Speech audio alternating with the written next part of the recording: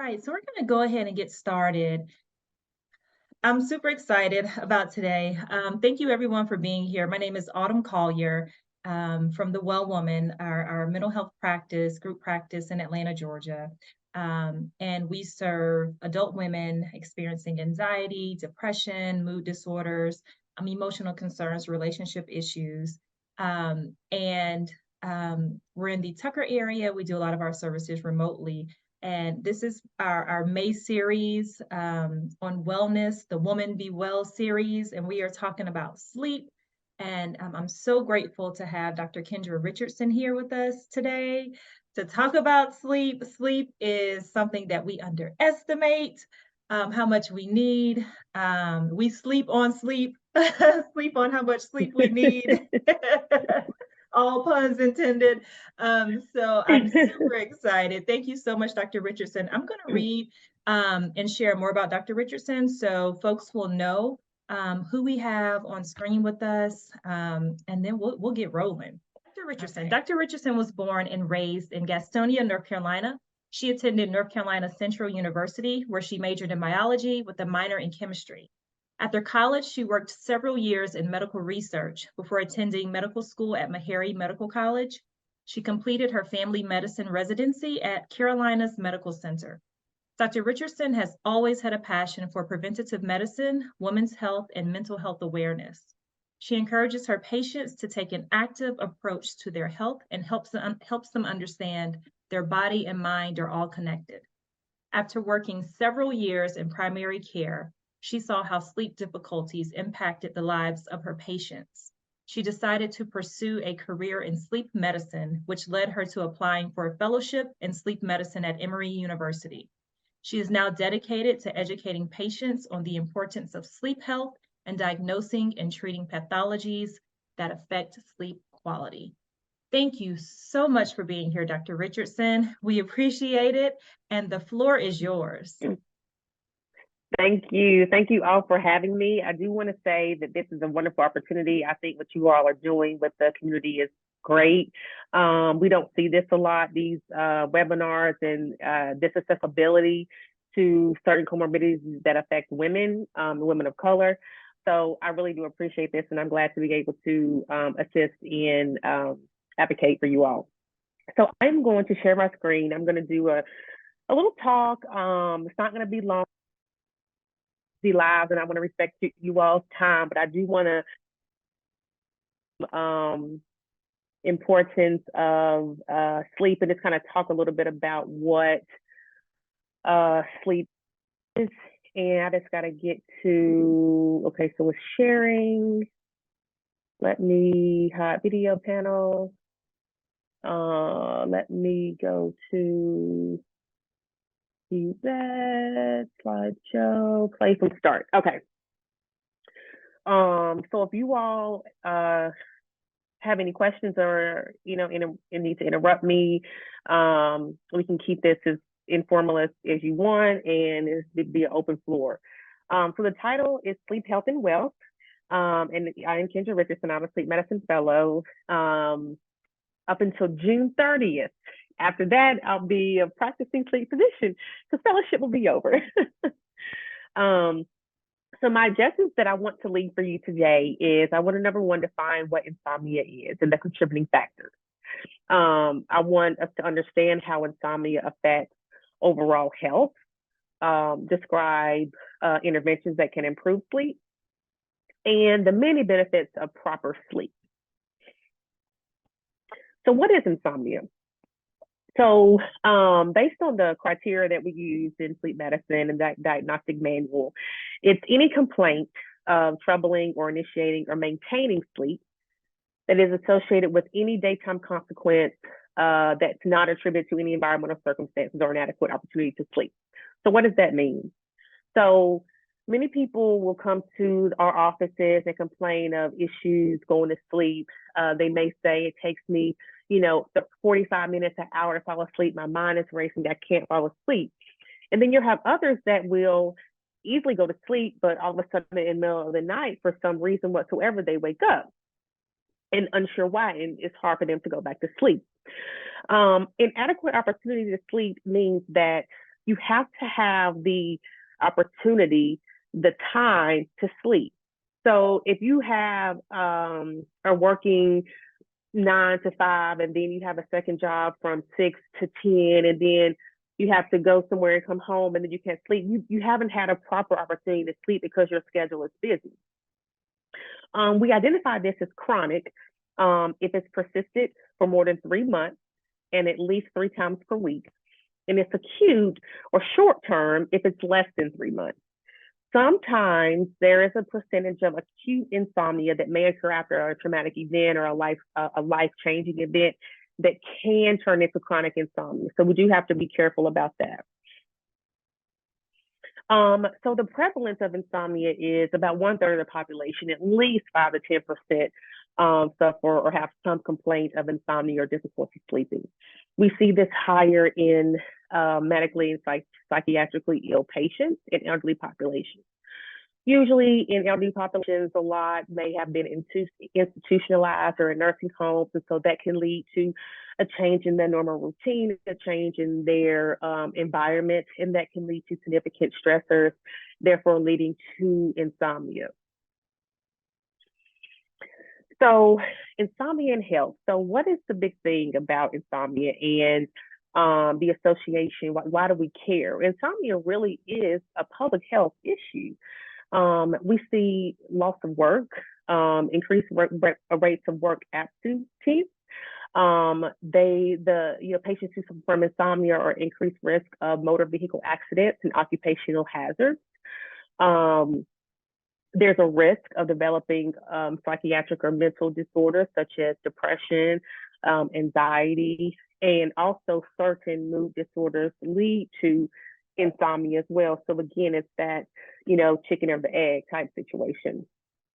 Those who do suffer from depression or alcoholism or substance abuse or, chronic pain, they may be at an increased risk of relapse due to the effects of insomnia. We also see insomnia leads to increased risk of cardiovascular disease. It leads to endocrine disruptions, metabolic disruptions. Sleep deprivation leads to an increase of cortisol, which is a stress hormone. And in small doses, it is needed for us to function. But when it's high and chronic over time, it leads to inflammation, inflammatory factors, inflammatory markers are increased. It leads to insulin discontrol. It leads to obesity and weight gain. And so it's a host of things. Insomnia affects literally the whole body, the whole picture. Also changes in appetite. So, without getting too sciencey, there are two major hormones that control appetite. There's ghrelin, which makes us eat and be hungry. Leptin makes us not eat and be hungry, for simpler terms. And so chronic sleep deprivation leads to an increase of ghrelin, which causes us to consume more calories and therefore lead to weight gain and lead to risk of diabetes and other comorbidities. So it's a really big issue. It's a public health issue. And we as sleep doctors and mental health providers and even primary care doctors, we really should focus a lot on insomnia. And I know me being a primary care physician, when I was working in the field for 5 years, I didn't have the time. Like, I don't even think, honestly, I ever asked about sleep in primary care. I don't even think it ever was a topic of discussion. Due to timing, there's so many other things we have to talk about, but it should have been. It needs to be in the forefront, honestly. So what are the reasons that people suffer from insomnia? And this list is probably just a short version. Most that we see, especially in the sleep field, patients who suffer from mental health issues. I don't like to say disorders, but mental health issues, anxiety, depression, other psychiatric illnesses, OCD, pain. So again, pain is one of the chicken and egg type pictures as well, because what came first. There have been studies to show that sleep deprivation leads to decreased threshold for pain. It leads to more hyper awareness and more arousals, and so. But then also pain can also affect your sleep. It decreases your deep sleep. Certain medications, certain stimulants that you may see, patients who have ADHD. We see this a lot in kids as well. Certain medications and weight promoting medications can keep you up, depending on how they're prescribed. Irregular sleep cycle, and so this goes from our circadian disorders, so people who chronically stay up late and sleep in late, and those who work shift work. So we have a lot of patients who work 12, third shift, or that 12-hour, 14-hour shifts, and so they can be affected by difficulty sleeping. And then sleep-related breathing disorders, most commonly obstructive sleep apnea, and other sleep disorders that can disrupt sleep, such as restless leg, certain nightmare disorders, circadian rhythm disorders, but the most common that we see in sleep clinic is obstructive sleep apnea, and that in and of itself can be a whole talk. So improving sleep. So this is really what we came here to talk about. We know we have sleep issues. What can we do to improve them? So sleep hygiene is a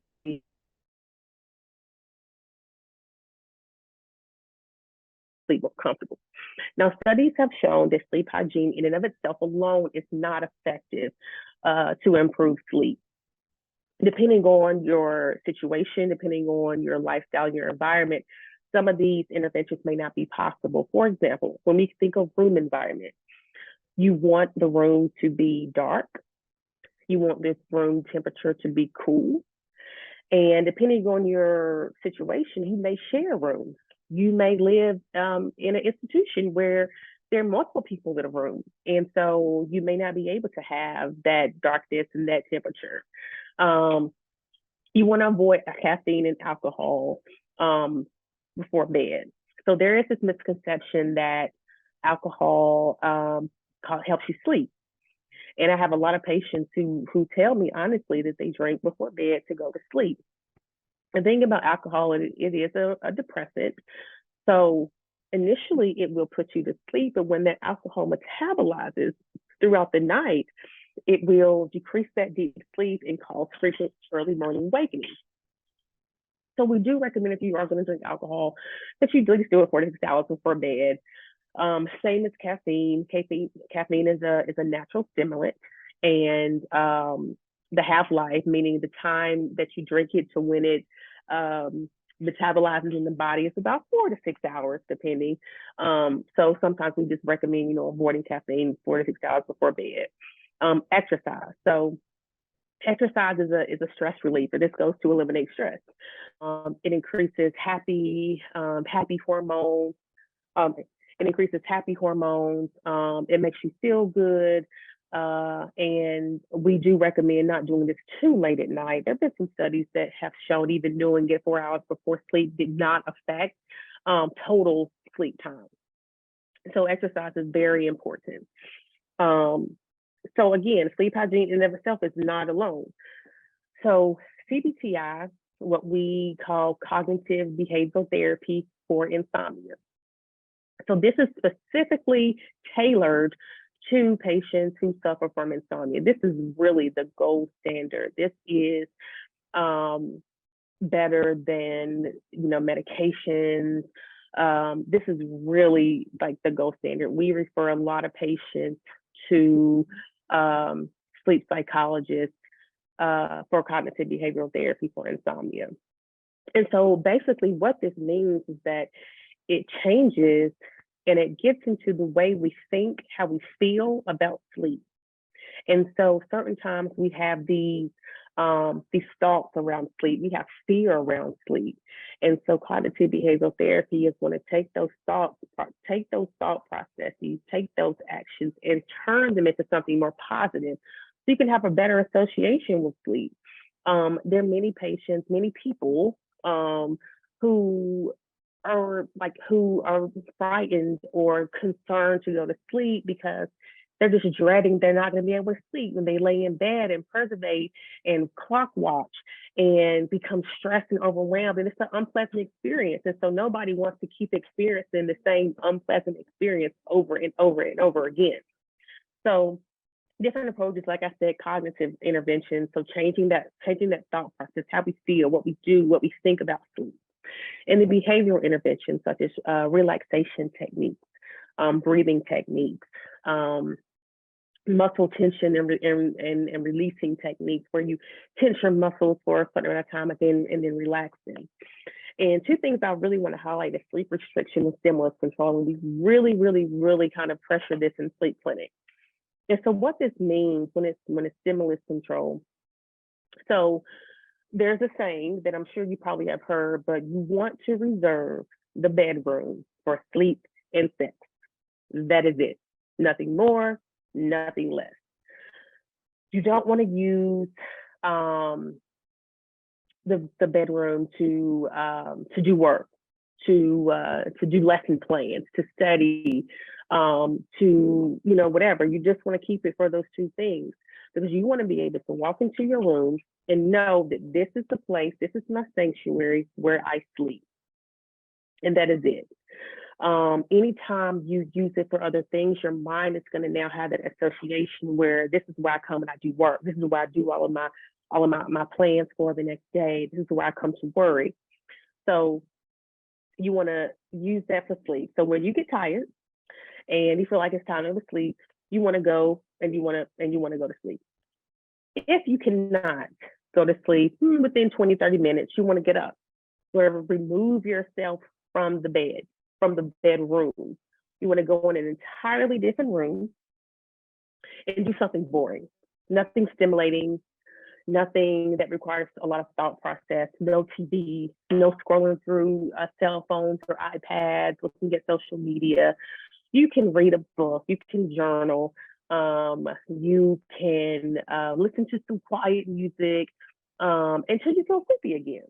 And then once that sleep pressure builds up, you want to return back to that room and try to go to sleep again. And so really that falls into sleep restriction where you are just limiting the time awake in bed. So instead of going to bed and not being able to sleep, and then you toss and you turn and you think about why you can't sleep, you think about the next day, how tired you're going to be, you just want to remove yourself again. Only go to the bedroom when you are sleepy. So those are really big things that we really hone into in the sleep clinic. And psychoeducational interventions, again, just changing that thought process around sleep, around how you sleep. So CBTI consists of about 6 to 8 sessions, depending on the person, depending on the therapist.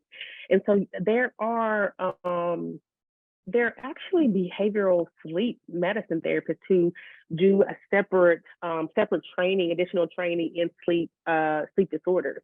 And so we usually refer to those individuals to do our cognitive behavioral therapy for insomnia. It works about 70 to 80%. There are some people that it does not work for, and we've seen that, but the majority of patients, they do benefit from that. So the biggest things to take home are sleep hygiene, looking at your sleep environment, your room environment, and then turning to a professional to help you with changing the thought processes around sleep. So those are really big, important things. So benefits of sleep. So again, this list is a short version, but overall, we see benefits of sleep, including improved cognition, attention, and mood. And when we say benefits of sleep, we're looking at the quality of sleep. On average, we 8 hours of sleep for an adult. And we want this to be as unfragmented as possible. So we want it to be consolidated and sleep through the night. We're all going to have wakenings at night due to using the restroom or when our body when our body goes through the different sleep cycles and we go in and out of different sleep stages, we will wake up. So, that's not, that's normal. So there have been studies to show that with sleep deprivation, we see our reaction time decrease. So one of the benefits of sleep is improving the attention, that cognitive function, and that mood. And overall, that can decrease, again, accidents, can just make you more alert at, work and certain jobs. Stress relief. So when you get a good night's sleep, you wake up and you feel refreshed. You're not as moody. People with chronic sleep deprivation, they are more sensitive to certain stresses. Something that may be minimal to one may impact others with sleep deprivation a little bit more. We see that there's better weight management when we get better sleep. Our digestion is improved when we get proper, adequate sleep. Our blood sugar is more regulated when we get adequate sleep. There's a decrease in that cortisol, which is that stress hormone that can cause weight gain. We see that decrease with quality sleep. You feel better, so you'll exercise. And so we see a decrease in diabetes, risk factor for diabetes when patients or people have quality sleep. Blood sugar regulation, again, those hormones are more balanced. There's an immune boost. Those inflammatory factors have decreased, and so our bodies are more aware and able to fight off infections. So you don't see a lot of sickness as you will in those with chronic sleep deprivation. And there's improvement in cardiovascular function. So the heart works better. There's less stress on the heart. There's decrease in hypertension and blood pressure. And so the benefits are endless. And so this is just a short list, but really the benefits are endless of improved sleep. And we really see our patients who benefit from some of the interventions that we recommend. We do see a complete 360. We see that now they're able to work. I mean, sometimes they're not able to work due to the chronic sleep deprivation. We see that their relationships have improved with their family and their work, and they're able to just interact and be a functional member of society when they have proper, adequate sleep. In summary, what I want to leave you with is that insomnia affects millions of individuals, and it can be managed. There are again, many interventions that can be taking place. Your sleep hygiene, your CBTI really is the gold standard. There are benefits of some medications short term, but we really try not to use those chronically due to certain side effects and things of that nature. You want to consider stress reduction. I think this is probably the biggest things that I see in clinic is stress. Like, we live in a world where, we're 24/7 community, 24/7 population, where we go all the time, just due by the pressures of society, by the pressures of our jobs, and, have to meet certain standards and, production. And, it's just a very busy world that we live in, and it's not our fault. It's just the environment that we are in. So we have to manage and learn ways to reduce this stress. And sometimes it's very hard. I mean, sometimes you can't take a break from work, unfortunately, or you may have certain family stressors going on at the time, and you may have to deal with that. And so it's hard. So it's just really good to find ways to pivot when that happens, whether that is meditation, relaxation, and just really finding time for yourself. I know the saying that it's so cliche that if you don't take care of yourself, you can't take care of others, which is cliche, but it is so true. And I think we, especially as women, have a hard time doing that because we are nurturers by nature, And so I think it's hard for us to really step away sometimes with the fear of, feeling like we're weak or, we should be able to handle this. But, don't feel that you have to handle everything because you don't. Exercise, again, get sleep, get hygiene, and don't become overly consumed. So, I have, if there's a night that you don't sleep well, don't stress over it. uh, you didn't sleep well that night. The next night will be different. So don't lay around and stress. Oh, I can't sleep. I didn't sleep. Tomorrow's going to be miserable. No, it's not. Tomorrow, the next day, you'll sleep, and that's fine. So don't be overly consumed about it. And then the last is have systems in place. So I literally saw this yesterday, and I added this.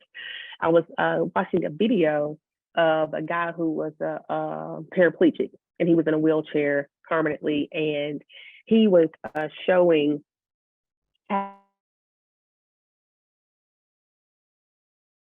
he was able to function in society and do things and cook and work, etc. And so he kept saying, this is easy as long as you have your systems in place. As long as you have your systems in place. And so what that meant for me is that when you are stressed, when you're overwhelmed, this is starting to impact your health, your physical health, your mental health, then you want to be able to have some system in place to help you. And that could look like different things for different people. It could look different. But if you're overwhelmed at home because your kids are in so many activities, then you want to have a system in place that can take that load off, whether that looks like a babysitter, that looks like a family member coming over to help, somebody coming over to cook, or maybe, you have a system where Wednesday is the day I'm going to cook. I'm going to cook today, and then that's the food we're going to have. Or Thursday is the day I'm going to do laundry, no any other day. You want to have a system in place. The good thing about that system is that it can change, and it's okay if it does change. Maybe Wednesdays, now you have to go to soccer practice. Well, Thursday is going to be there to cook. So this is really having a good system, having a schedule, having a routine in place is really helpful to decrease overall stress, just to decrease the amount of chaos that's in the world and that consumes our mind. So having a system in place is very, very important. So that is the end. I want to thank you for listening. This is me and my baby girl. Also want to add, I do have a 13-month-old. She is so sweet and beautiful. Love her to death. She caused some sleep deprivation for me in the beginning, but we are doing so much better now. So this is my email. I'll put my Emory email because I will have access to that until June 30th, and then but the bottom is my personal Gmail account. So if you have any questions or any comments, or just want to, just touch bases or need anything in the near future, you can always email me, and I'd be happy to help. And that is it. Wonderful. Thank you so much. And can we have time for questions? Is that okay, Dr. Richardson? Can we ask questions? Absolutely. All right, perfect. So I think folks can use the Q&A function if they want to ask questions, and folks should be able to. And then while I'm trying to get back to. And while folks are doing that, I'm going to start with a couple of questions. I want to make sure that. Okay, so everyone can ask. All right, so you can ask the questions. Something that popped up, I had a question. So if you could share your thoughts, actually one just did pop up. I'll do this one first. All right, so the question is, if you have anxiety, what are some good tips to get better sleep? If you have anxiety, so I think the first thing is to try to determine where the anxiety is coming from.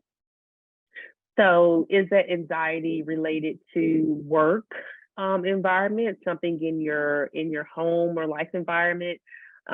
Is it due to a medical problem? So really determining where it's stemming from, I think helps to work on eliminating it. I always, recommend CBT, cognitive behavioral therapy, for patients who suffer from anxiety, because again, just that changing of the thought process around whatever you're anxious about helps. Mindfulness is something that I do recommend. I know before when I used to do it, I would be like, oh my God, this is so boring. But it really is powerful. Really just to center yourself and having the expectation that it doesn't have to be perfect the first time. You don't have to do it for 30 minutes. You can do it for a minute, do it for 2 minutes. And just really just being non-judgmental about it. So I think that helps. Breathing exercises really do help, just taking slow, deep breaths. And there are different apps that have guided meditation apps and different breathing apps that you can use. I like the guided apps because I think I probably couldn't do it on my own because I'd be too distracted. Which if you're being mindful, that's okay. You don't want to judge yourself for it. Yeah, so I would recommend that doing the deep breathing, and it's really stemming to where the anxiety is coming from. And we have another one. Do you have any tips specific to disrupted sleep during perimenopause or other hormonal changes? That is an excellent question. And I actually did a talk in the beginning of the year on pregnancy and different hormones and sleep and things like that. And so I think that is something that's overlooked a lot in women, the perimenopausal and the menopausal changes, because that in and of itself leads to, disruptions in sleep, mood, and things of that nature. So a couple things. Again, there are certain medications that we use to help with the perimenopausal changes. And one of the most common ones that I've heard people experience is those vasomotor symptoms or hot flashes, the hot flushing. And so there are certain antidepressants, specifically Effexor, venlafaxine, that is used for sleep and mood and depression in patients with that are perimenopausal. So that is one thing that helps. Another medication and that we use is estrogen. So we give you back what you're missing. Again, that does not come without risk, so it's not a one shoe fits all, but it is something that is utilized. So that's more the medical aspect of it, because it is really, from what I hear, patients really do have trouble with sleep and changes in hormones. But again, the same things that we would use for anyone else with insomnia, we would use for perimenopausal. Again, your meditation, your mindfulness, with the addition of, potentially looking at certain antidepressants that can help with some of those vasomotor symptoms. Nice. Great question. Someone answered this. I was going to ask, so when do you prescribe? And I'll tag this one on as well. What do you think about over-the-counter sleep aids? Okay, so that's a good one. So I'll go with the over-the-counter first. All right. So in the field of sleep medicine, we do not recommend or prescribe, well, I don't want to say don't prescribe, but we don't really recommend over-the-counter sleep aids long-term. So a lot of them have the Benadryl, the diphenhydramine in there, so it can cause side effects like dry mouth, urinary retention, and so we don't use those long term. Melatonin is a very common supplement that we think it's safe. We don't really have a lot of information on the long-term effects. But again, if you look at the guidelines in sleep medicine, that is not a recommendation. Do we have patients who take it? Yes. Does it work for some people? Yes. Should it work? Maybe, maybe not. But when we see it, we use it a lot more in kids, specifically kids who have neurodevelopmental issues such as autism or on the spectrum.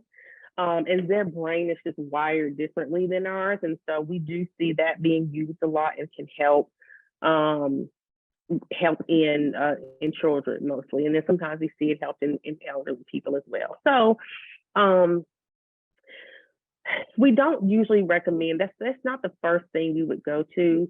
I would probably say in sleep medicine, my year of doing this fellowship, I had prescribed very little sleep medicines in general than I did when I was in family medicine. Wow. So when do we prescribe medicine, or when is medication indicated? And I think you may get a different answer from if you ask a different person.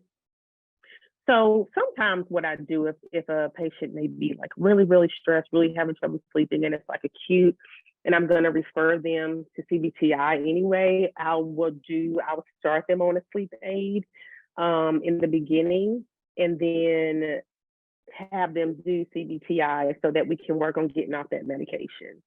So that's usually like my approach. But a lot of times the insomnia is chronic. And so they've been living with this for years and years and years. And so, just throwing a medication at them is not really going to help, or not really appropriate. But in some acute cases, it was really affecting their life, or there was a traumatic experience that happened, an accident, car crash, death, or whatever, and we just have to use it just to get them over that hump. I think that's appropriate. Thank you. And you said melatonin. You guys don't necessarily recommend that either. Did I hear that correctly?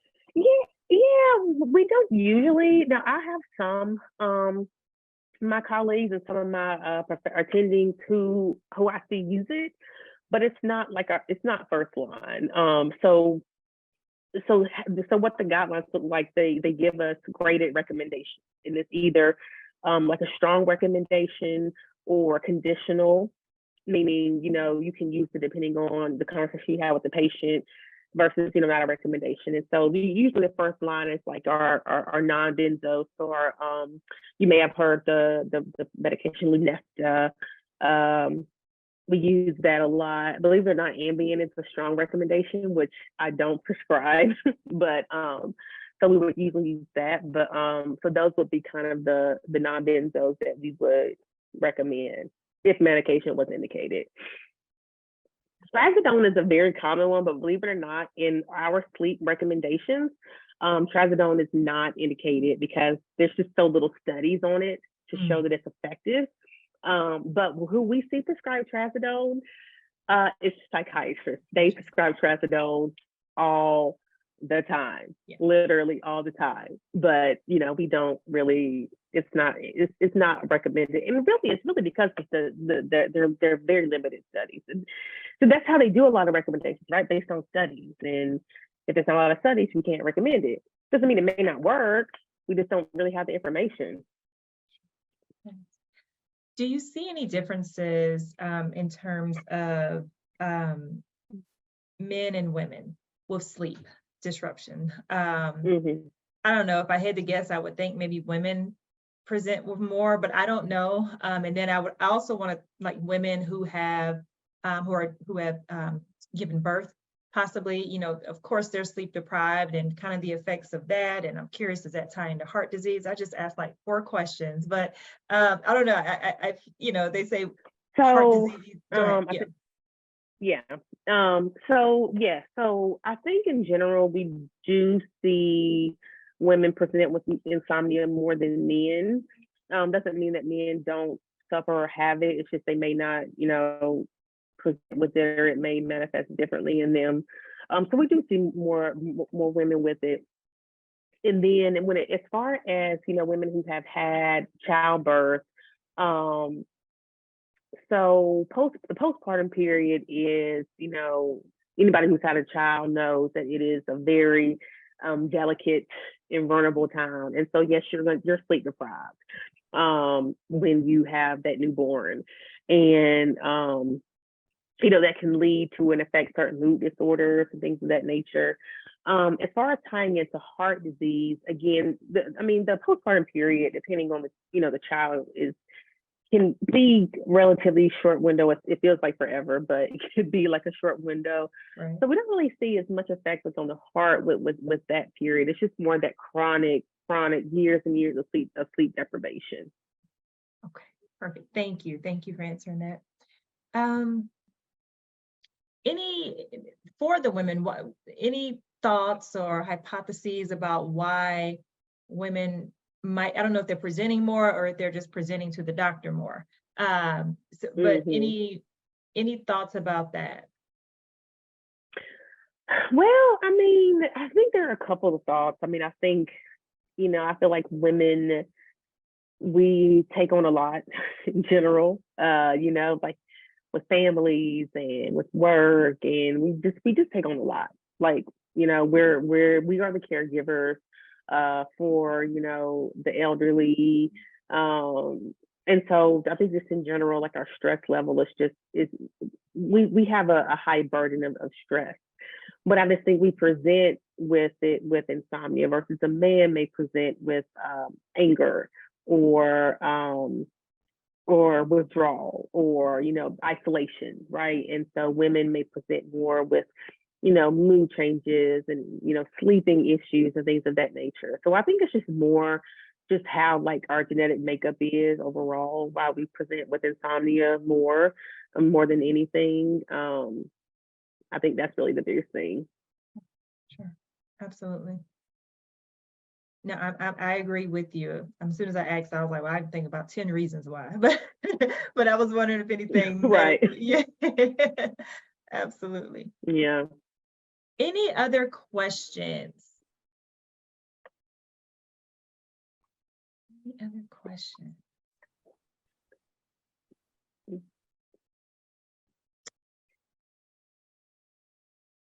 All right. Any final maybe takeaways? And this is such an important topic. And well, one thing I found really interesting is that you said that while you were working in family medicine, you probably prescribed more for sleep than you do in the fellowship for sleep. That is really interesting. And even the first line is none pharma. It's like CBTI is maybe the first line in the sleep hygiene. So that is really interesting. So thank you for sharing that. Any final takeaways? Anything you would absolutely need for these women to know, for us women to know? Yeah, absolutely. I would definitely say to whatever the situation is, get help, reach out for help. I think therapy is so important for everybody, even if you feel like you don't need it. Excuse me, I think that it's important. And I know it's helped me a lot throughout my life in med school, residency, all the stressful times, postpartum, having a baby. So I think it's very important. So I would definitely reach out to find a therapist. It's really I feel like it's hard. Like there are not a lot of I feel like in Atlanta there are more women or therapists of color. That some people may want to experience, but definitely just reach out to find a therapist. I also know like when it comes to finances, so some insurances don't cover it and it can be expensive and it causes another stress. I get it. But just reach out to finding, a non-family member therapist. I think that would be the first step. And then from there, you can explore some of the reasons why you may not be sleeping, whether that is, stress, anxiety, mood, and what a therapist can help you with that. And then get in touch with a sleep physician as well, because we can also identify some of those things and refer you to the appropriate people. And then we can also see if there are any medical issues that are affecting sleep, such as sleep apnea or restless leg, et cetera. We see that a lot. And so we can help you with that. So reach out to a sleep physician. The field is growing tremendously. And so you can reach out to us. But the biggest thing is just know that there is help. You can manage it. You can manage it. You're not alone. There, again, millions of people suffer from insomnia, and it can be very frustrating. But there are ways to manage it, and just know that that help is out there. You just have to go get it, go grab it, take the time for yourself. Like, again, having those systems in place. Like, we live in a busy world. Like, again, we are a nonstop world. We're a 24/7 world. We are expected to perform. And so just having the systems in place, knowing when you need to step away from something and being okay with that, and not feeling like you're weak or you're a bad person or you're a bad mom or a bad partner or a bad friend, knowing when to step away from something to relieve any of that stress is very, very important, and don't feel bad for doing it. I know I had a conversation with a friend. I was like, man, all I did today was nothing. And I just laid around all day. And she was like, so what? You need to rest. So what? Like, who cares? It's what you need to do. There was a saying I saw, and they'd be like, oh, it was like, I didn't do enough today. Oh, did I do enough today to take a break? Versus, did you rest enough today to get what you had to do what you have to do? So just be okay with rest, and know that is very important. It'll probably be the biggest thing. Absolutely. Well said. And can you share the type of doctor, the specialty, the name of it? So is it a sleep medicine specialist, or someone wanted to see a physician about sleep? Who are they seeing? Is it a pulmonologist, or who is it? So you would want to ask for a sleep medicine physician. Okay. Yeah, sleep medicine physician. Okay, perfect. All right. Well, we will go ahead and wrap up. This has truly been a treat, Dr. Richardson. Again, this topic, I love talking about it. I usually tell folks, like, this is kind of like the low-hanging fruit. Yeah, it really is, because it's something we could all just improve. Like, let's just sleep better. But it's low-hanging fruit to so many other things in our lives, can improve mood and health and all those things. So I really enjoyed this topic, and thank you so much for being here. We appreciate your time. Thank you. Yes. Thank you. I really appreciate it. And if anything you need in the future, you have my email, so just reach out. I'll be going back to North Carolina when I'm done, but I'm always here virtually. Yes, absolutely. And I will absolutely take you up on that offer. Thank you so much. Thank you. Thank you, everyone.